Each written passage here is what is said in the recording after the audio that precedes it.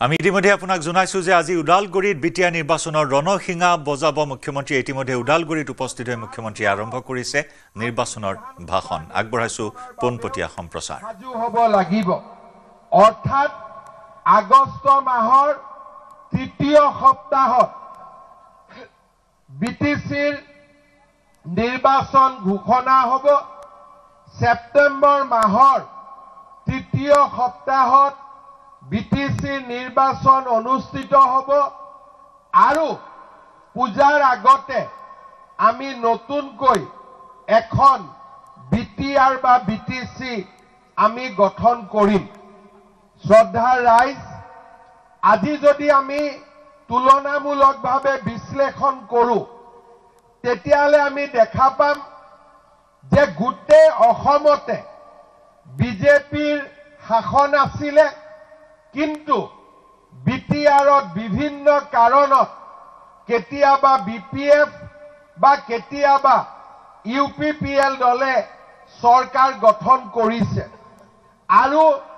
বিজেপিয়ে যোৱাবাৰ প্ৰথমবাৰৰ বাবে আমি বিটিচিত সহযোগী দল হিচাপে চৰকাৰ গঠন কৰিব পাৰিছো ৰাইজে এটা কথা মনত পেলাব লাগিব যে 2014 চনৰ আগত আমি কোনখন বিটিচিত বাস কৰিছিলো 14 চনত প্ৰধানমন্ত্ৰী নৰেন্দ্ৰ মোদী ডাঙৰীয়াই শাসনলৈ আহে লাহে লাহে লাহে লাহে বিটিচিলৈ শান্তি উভতি আহে সমৃদ্ধি উভতি আহে 2020 চনত বিটিআৰৰ চুক্তি স্বাক্ষৰিত হয় 21 চনত মই অসমৰ মুখ্যমন্ত্ৰীৰ দায়িত্ব লওঁ আজি মই আপোনালোকক এটা কথা মই ক'ব পাৰো পৰিসংখ্যাৰ ওপৰত আৰু ৰাইজে নিজৰ চকুৰে দেখা এটা কথা যে যেতিয়াৰ পৰা অসমত মই মুখ্যমন্ত্ৰীৰ দায়িত্ব লৈছো বিটিচিত তাৰ পিছত কেতিয়াও গুলি বৰ্ষণ হোৱা নাই কেতিয়াও বোমা বিস্ফোৰণ হোৱা নাই আৰু কেতিয়াও আমাৰ ইয়াতে আইন শৃংখলাৰ পৰিস্থিতিৰ সৃষ্টি হোৱা নাই আজি যোৱা 2021 চনৰ পিছৰ পৰা আমাৰ বিটিচিৰ ৰাইজে শান্তিত আছে আন্দোলন বিবৰ্জিত এটা পৰিৱেশত আছে আৰু সকলো জাতি জনগোষ্ঠীয়ে শান্তিৰে আমাৰ বিটিচি অঞ্চলত বাস কৰিছে আমাৰ লক্ষ্য আছিলে আমি এটা পৰিকল্পনা কৰিছিলো আমাৰ লক্ষ্য আছিলে যে প্ৰথম 5 বছৰ ৰাইজৰ মাজত যাতে শান্তি আহে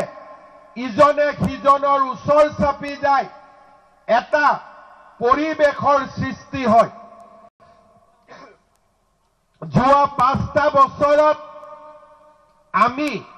সেই পৰিৱেশ নিৰ্মাণ কৰিলো শান্তি আহিলে সমন্বয় আহিলে এতিয়া আমি পিছৰ 5 বছৰ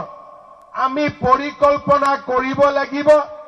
যাতে বিটিচি খনো আমাৰ অসমৰ আন অঞ্চলৰ দৰে দুপে উন্নতিৰ পথত আগুৱাই যায় মোৰ এটাই লক্ষ্য অহা 5 বছৰত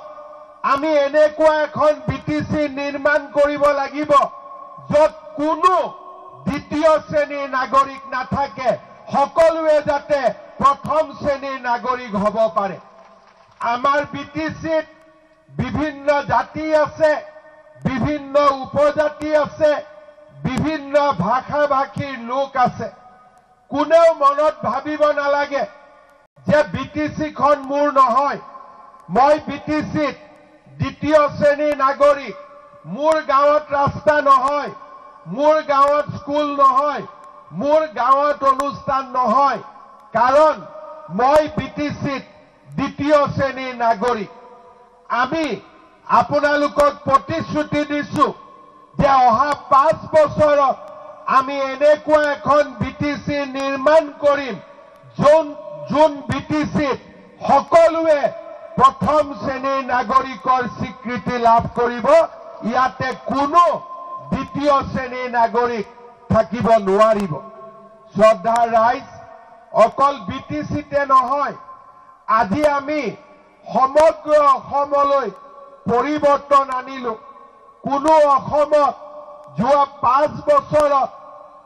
অসমৰ বিশাল উন্নতি হৈছে চাৰিওফালে ৰাস্তা ঘাট অনুষ্ঠান আমাৰ উদ্যোগীকৰণ কৃষিৰ উন্নয়ন সকলো দিশতে আজি আমাৰ ৰাজ্যখন আগবাঢ়িছে কৃষকৰ বাবে ধান ক্ৰয় কৃষকৰ বাবে সৰিয়হ ক্ৰয় কৃষকৰ বাবে কিষাণ সন্মান যোজনা আমাৰ ৰাইজৰ বাবে অৰুণোদয় আঁচনি আমাৰ ৰাইজৰ বাবে মহিলা উদ্যমিতা আঁচনি ডাঙৰ ডাঙৰ ৰাস্তা মেডিকেল কলেজ ইঞ্জিনিয়াৰিং কলেজ বিশ্ববিদ্যালয় আজি আমাৰ ৰাজ্যখনৰ পৰিৱেশৰ বৃহৎ উন্নতি হৈছে আজি অসম ভাৰতৰ ভিতৰতে এখন সৰ্বশ্ৰেষ্ঠ ৰাজ্য হিচাপে নিজৰ যাত্ৰা পথত আজি আগুৱাই গৈছে যোৱাকালি গুৱাহাটীত আমি এখন সাংবাদিক মেল কৰিছিলো আপোনালোকে দেখা পাইছে যোৱাকালি মই ৰাইজক কৈছিলো যে অৰুণোদয় তৃতীয় আঁচনিখন আমি 17 ছেপ্টেম্বৰৰ পৰা আৰম্ভ কৰিম প্ৰধানমন্ত্ৰী নৰেন্দ্ৰ মোদী ডাঙৰীয়াৰ উপজা দিনটোৰ পৰা আমি অৰুণোদয় তৃতীয় আঁচনিখন আৰম্ভ কৰিম অৰুণোদয় আঁচনিত আই মাতৃসকলে 1250 টকাকৈ লাভ কৰিছিল এইবাৰ আমি কৈছো যে এই অৰুণোদয় আঁচনিত 1250 টকাৰ লগতে এই পৰিয়ালটোৱে যদি গেছ কিনে তেতিয়াহলে প্ৰতিটো ৰন্ধন গেছৰ বিপৰীতে 250 টকাকৈ আমি ৰাজ সাহায্যও আগবঢ়াম শ্ৰদ্ধা ৰাইজ আজি আমাৰ ৰাজ্যখনত বিজেপি দল শাসনলৈ অহাৰ পিছত আমি এনেকৈ নতুন নতুন কাম হাতত লৈছো আমি কাম আৰম্ভ কৰিছো অহা 6 আগষ্ট তাৰিখে আমি নিযুত মইনা আঁচনি যাৰ জৰিয়তে আমাৰ ছোৱালীয়ে কলেজত পঢ়িলে হায়াৰ সেকেন্ডাৰীত 1000 টকা ডিগ্ৰীত 1250 টকা পোষ্ট গ্ৰেজুৱেটত আমি 2500 টকা পৰ্যন্ত মাহিলী আমি বৃত্তি দিয়া কাম আৰম্ভ কৰিছো আজি আপোনালোকে দেখা পাইছে যে আমি অসমত মহিলা উদ্যমিতা আঁচনিৰ কাম আৰম্ভ কৰিছিলো অহা 21 আগষ্টৰ পৰা আমি প্ৰত্যেক মাহতে সমষ্টিয়ে গৈ মহিলা উদ্যমিতা আঁচনিত মহিলাসকলক 10,000 টকাকৈ দিয়া কামো আমি হাতত লম আজি যদি আপোনালোকে দেখা পায় যে আমাৰ ৰাজ্যত অৰুণোদয় আঁচনি আছে মহিলা উদ্যমিতা আঁচনি ৰন্ধন গেছৰ বাবে ৰাজ সাহায্য আৰু আমি নতুনকৈ আৰম্ভ কৰিব খুজিছো যে দুখীয়া মানুহে যেতিয়া ৰেচন কাৰ্ডত আমি আজিলৈকে বিনামূলীয়াকৈ চাউল পাই আছিলো আমি 2 এদিনৰ ভিতৰতে ৰেচন কাৰ্ডত আপোনালোকক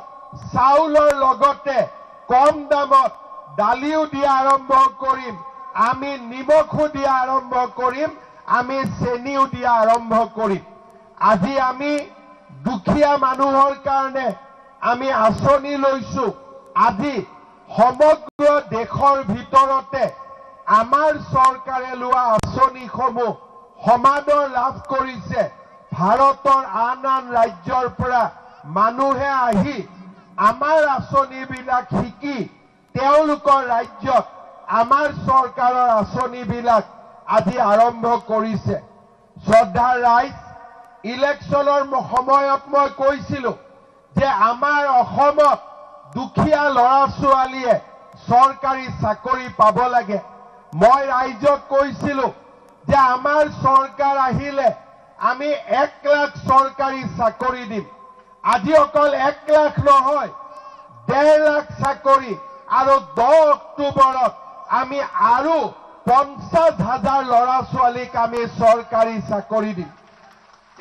আজি আমাৰ ৰাজ্য চৰকাৰৰ চাকৰি আমি মেধাৰ ভিত্তিত দুখীয়া ল'ৰা ছোৱালীক আমি চৰকাৰী চাকৰি দিছো কিন্তু বিটিচিৰ পৰা মোক ৰাইজে এতিয়াও কয় যে স্যাৰ দিছপুৰৰ চাকৰিবিলাক আমি সুন্দৰভাৱে পাইছো কিন্তু বিটিচিৰ চৰকাৰী চাকৰিটো সকলো শ্ৰেণীৰ ৰাইজে চৰকাৰী চাকৰি পোৱাৰ দুখীয়া ৰাইজে পোৱাৰ ব্যৱস্থা কৰিব লাগে অহা 5 বছৰ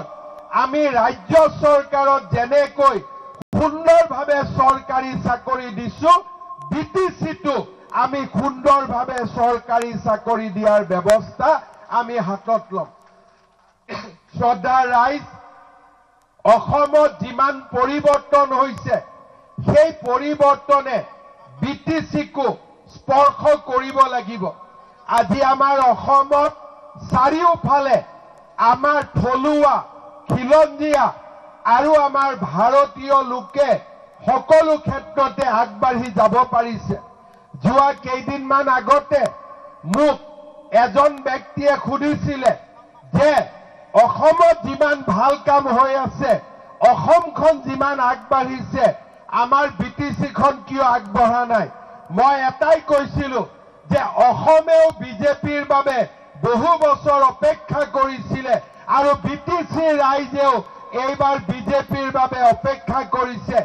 আৰু বিজেপিয়ে যেতিয়াই আমাৰ বিটিচিত অধিকৰ পৰা অধিক সংখ্যক আসন লাভ কৰিব পাৰিব আমাৰ অসমৰ দৰে বিটিচিটো সুন্দৰভাৱে পৰিৱৰ্তন হ'ব পাৰিব সেইবাবে মই ৰাইজক অনুৰোধ কৰিম যে এইবাৰ নিৰ্বাচনত আমি কাৰো বিপক্ষে নহয় আমি নকওঁ যে ইউপিপিএলক ভোট নিদিব আমি নকওঁ যে বিপিএফক ভোট নিদিব আমি মাত্ৰ এটাই কথা কম পদুমত ভোট দিব বিজেপিক ভোট দিব আৰু তেতিয়াহে বিটিআৰৰ উন্নতি হ'ব পাৰিব আমি কাৰো বিপক্ষে নহয় আমি মাত্ৰ আমাৰ সপক্ষে আমি এটাই কথা জানো যদি নৰেন্দ্ৰ মোদী ডাঙৰীয়াক আমি ভোট দিওঁ বিজেপি দলক যদি আমি ভোট দিওঁ আমাৰ বিটিচিলৈ পৰিৱৰ্তন আহিব আৰু বিটিচিলৈ সুন্দৰভাৱে বিটিআৰলৈ আমি পৰিৱৰ্তন কঢ়িয়াই আনিব পাৰিম শ্ৰদ্ধা ৰাইজ যোৱাবাৰৰ যেতিয়া আমি ইলেকশ্যনৰ ৰিজাল্ট আমি চাওঁ আমি কোকৰাঝাৰত চিৰাঙত বাক্সাত তামুলপুৰত ওদালগুৰিত আমি প্ৰথমবাৰৰ বাবে ভাল কৰি ইলেকশ্যন খেলিছিলোঁ তাৰ আগতে আমি ইলেকশ্যন খেলা নাছিলোঁ আমি মাত্ৰ এটা বা দুটা সমষ্টিত বা 4টা সমষ্টিত আমি চেষ্টা কৰিছিলোঁ কিন্তু এইবাৰ আমি সিদ্ধান্ত লৈছো যে কোকৰাঝাৰৰ পৰা ওদালগুৰিলৈ যিমান সমষ্টিত ৰাইজে বিজেপিক ইলেকশ্যন খেলিব কয় আমি সিমান সমষ্টিত আমি নিৰ্বাচন খেলিম যাতে আমি বিটিচিৰ জীৱনলৈ বিটিআৰৰ জীৱনলৈ আমি পৰিৱৰ্তন আনিব পাৰোঁ শ্ৰদ্ধা ৰাইজ আমাৰ সকলোৰে ভাষা সুৰক্ষিত হ'ব লাগে সকলোৰে সংস্কৃতি সুৰক্ষিত হ'ব লাগে আৰু সকলোৱে ভাবিব লাগে যে কোকৰাঝাৰখন আমাৰ দিছপুৰখন আমাৰ দিল্লীখন আমাৰ যদি মনত ভাৱ থাকে যে ইয়াত এই ব্যৱস্থাটো আমাৰ নহয় তেতিয়াহ'লে আমাৰ ৰাইজ তাৰ পৰা উপকৃত হ'ব নোৱাৰে আজি আপোনালোকে চাব প্ৰথমবাৰৰ বাবে বিটিআৰত অকণমান হ'লেও বিজেপি দল বহিবলৈ সক্ষম হৈছিল ইয়াৰ সৈতে সময় হ'ল দুপৰৰ সংবাদৰ পৰা বিদায় লোৱাৰ নমস্কাৰ